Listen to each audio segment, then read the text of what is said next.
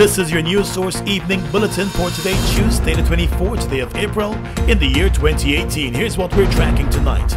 The Guyana Revenue Authority announced today that it has notified U.S. oil giant Exxon of its intention to commence audits even as the company gears up for oil production in 2020. Commissioner General Godfrey Stacia told reporters this afternoon that the audits will not only be expense audits, but they will also include revenue and asset-based audits. Mr. Stacia said the Revenue Authority needs a cadre of capable auditors to conduct these petroleum-based audits.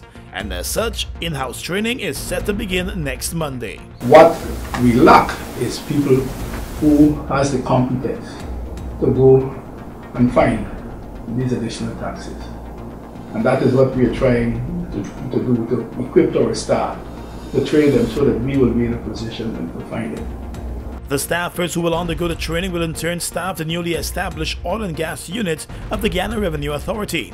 The GRA has also put out applications for persons outside of the authority to join the unit, but the tax boss said efforts will be taken to first train internal persons. He says certain technocratic positions which will require persons with experience and knowledge in petroleum audits and accounts will likely be employed from out of the GRA. Additionally, the GRA intends to send some of its staff members to neighboring Trinidad to gain hands-on experience in petroleum auditing and accounting, and has also earmarked training from the British in this regard. Let's tell you now that the Natural Resources Minister Raffle Trotman has directed that the burning of raw gold at the Gold Board's laboratory in Brickdam will cease as of today.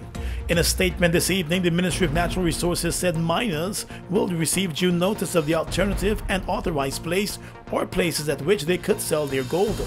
Workers of the Guyana Geology and Mines Commission, which is located in the same compound, started strike action last Friday in wake of the high levels of mercury in the area that came from the Gold Board. The Ministry and the Gold Board today said they will continue to ensure that the health and welfare of every worker will be treated with the highest importance and urgency.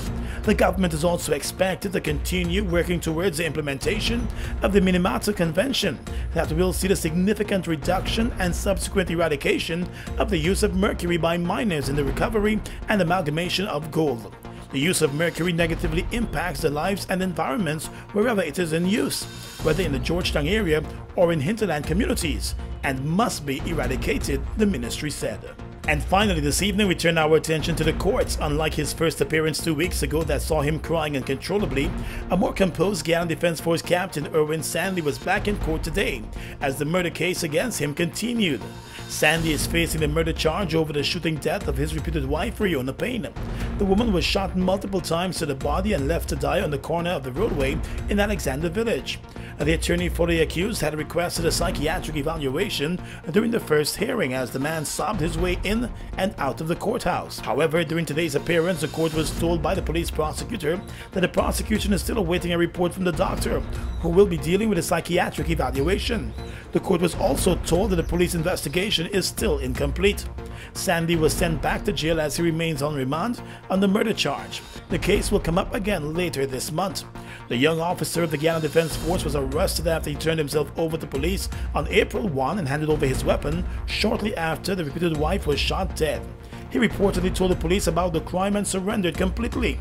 The couple reportedly had an argument in their car when they pulled over in Alexander Village and both came out of the car rowing with each other.